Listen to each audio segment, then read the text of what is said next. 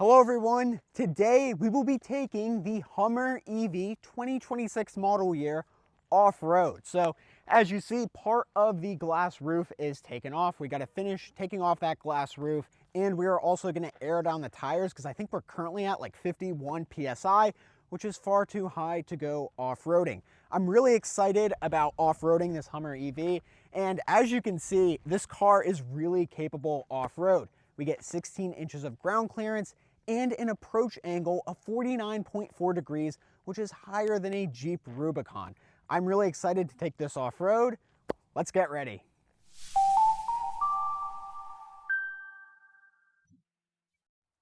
All right, before we start today's video, my name is Andrew Lambrecht. I'm a project engineer here at Ever, and I'm also a contributor at Inside EVs and Business Insider. So if you'd like to see more EV content, you can check out some of my articles there.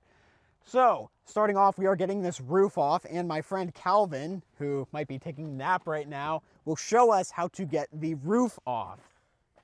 You're supposed to get closer. Hell yeah. So to get the roof off, there's a few latches, one on the front and one on the back, and you just take it off like so.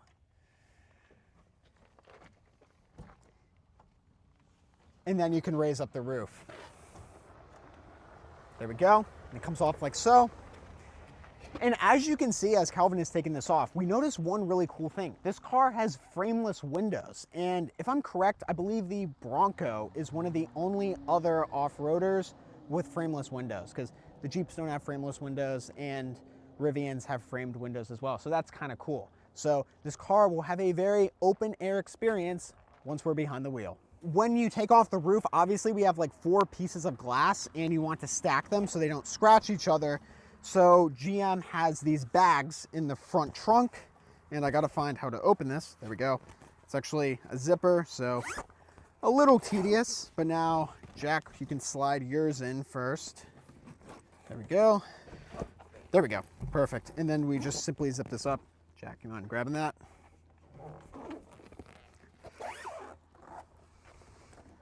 Perfect. Roof piece number 1. Just feeling this. This should go this way.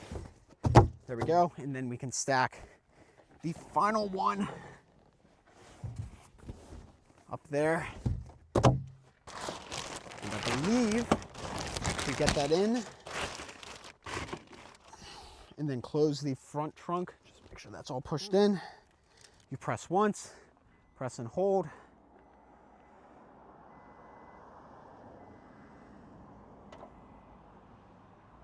Awesome. Now, time to air down the tires. And how this car works is you actually set the PSI. So I'd say right now, we probably want to set that down to, let's go with 28. And now we will go outside the car, and the horn will honk when we reach 28 PSI.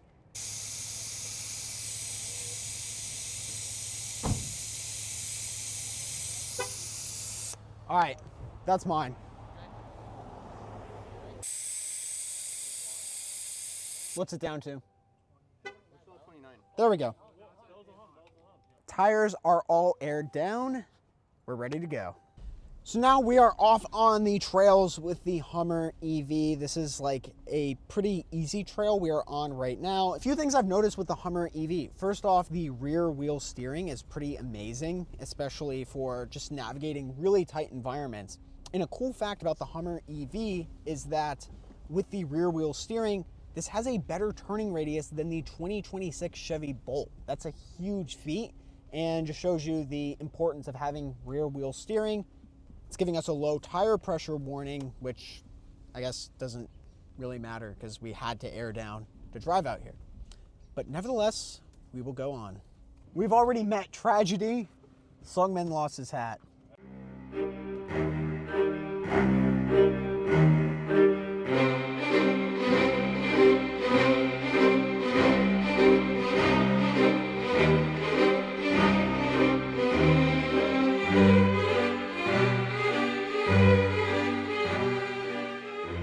Another thing with this being an electric car is that we have one pedal driving. Now, one pedal driving, I think actually really helps when you're off-roading because you have so much more throttle control and precision just through the accelerator pedal. So just even coming up on these really tight areas like we're in right now, I'm only using the accelerator, not even touching the brake pedal because the regen is so strong on this car.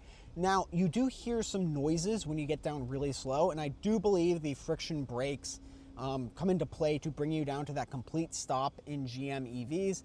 I'm not totally sure on that, so we will have to check, but I'm pretty sure that's the noises we are hearing when we get really slow.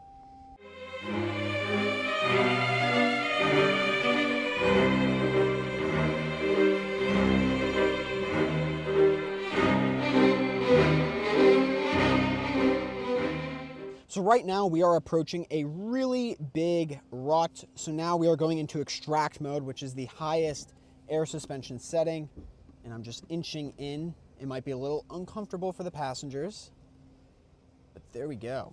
So now we are up over that rut. Excellent. So now we cleared that thanks to a maximum of 16 inches of ground clearance. That is huge. And as you can see up here, we have our digital rear view mirror. So this is really helpful. So normally it's a normal rear view mirror, but there are 3 people in the back seat and that really kind of obstructs the visibility.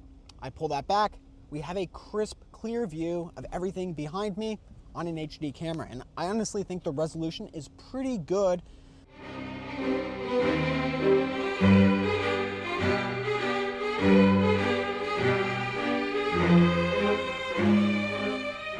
All right, back on the trails. I actually decided to come back to Hollister Hills to finish recording because I didn't think I recorded as much as I wanted to on Saturday. But now we should talk about the drive modes, and I actually wrote this down on this notebook to discuss. So you have 3 main drive modes if you're taking the car off-road. You have normal mode, off-road mode, and terrain mode. So normal mode has a steering ratio, so this is rear to front, of 0.3 to 1. So that means the back wheels will turn about 30% that the front wheels would turn. Off-road mode increases that to 0.6 to 1. So that means in off-road mode, the rear wheels will turn 2 times as much as they would in normal mode. And in terrain mode, it's 1.2 to 1 rear to front. So that means the rear wheels will actually turn more than the front wheels to help improve your navigation. The main distinction here between all these modes is that off-road mode will use regen braking to slow you down, and then terrain mode will actually use the friction brakes. So if you are going to be crawling over rocks and stuff, yes, you might get better precision if you use terrain mode, but that will make your brakes really, really hot. So I would recommend just going into off-road mode for most driving, and then if you really need that precision, then you can go into terrain mode. Now I'm taking the Hummer over some pretty big humps, and the one thing that I just love about this car is the approach angle on here. Like I said, 49.4 degrees, that's massive, and it really gives you a lot of confidence when you're crawling over these really steep obstacles, and frankly, this car is doing quite well.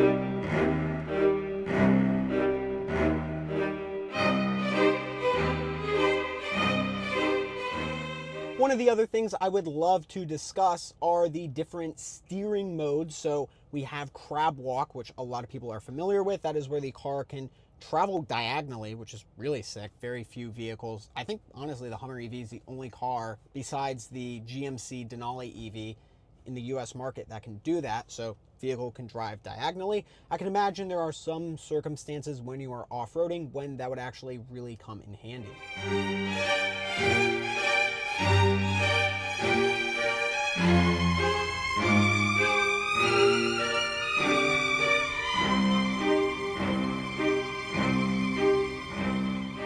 The other mode, which is really unique, is called King Crab mode, and this is very strange because now it will steer more with the rear wheels than the front wheels. So if I do like a little circle in this area, it's very strange because it feels like I'm driving a forklift because the rear wheels are steering more than the front. It's a very bizarre experience. Finally, in some off-road situations, if you are like on a very tight road, it might make sense to turn off the rear wheel steering. Just make sure your rear end doesn't go out a little bit more than it should, especially in tight environments.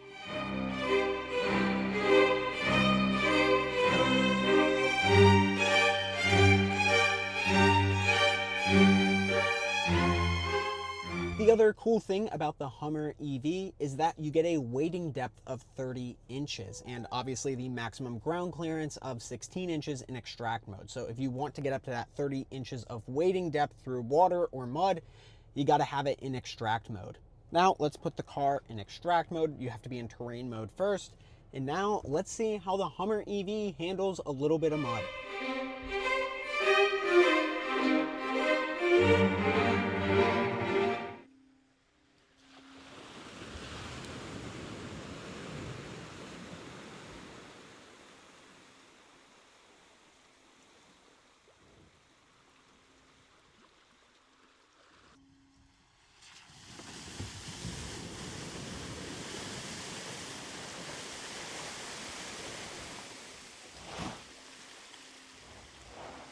All right, just got out of the mud and collected the tripod. I just kind of gently accelerated out of there. I'm sure the mudding community or whatever they want to call it might have some pointers, but I think the Hummer EV did a great job. Now, another thing that I want to talk about, and this might be one of our last things, honestly, this video is very disorganized because I'm just so excited about driving this off-road because I asked GM, excuse me, can I drive this off-road? And they said yes. They were just like, no rock crawling. So I'm like, all right, got it. I probably wouldn't do that anyways. But now, one of the other things I want to check out is the Hummer EV's ability to descend down a hill. So right now we're up by a really steep hill, and I will start descending down and seeing how the Hummer EV performs. So right now, if I want to brake, yeah, I'm fully braked, and we are just sitting on a really steep hill. Now, I will give this a little bit of juice, and we will continue coming down the hill, making sure no one's around. Not bad.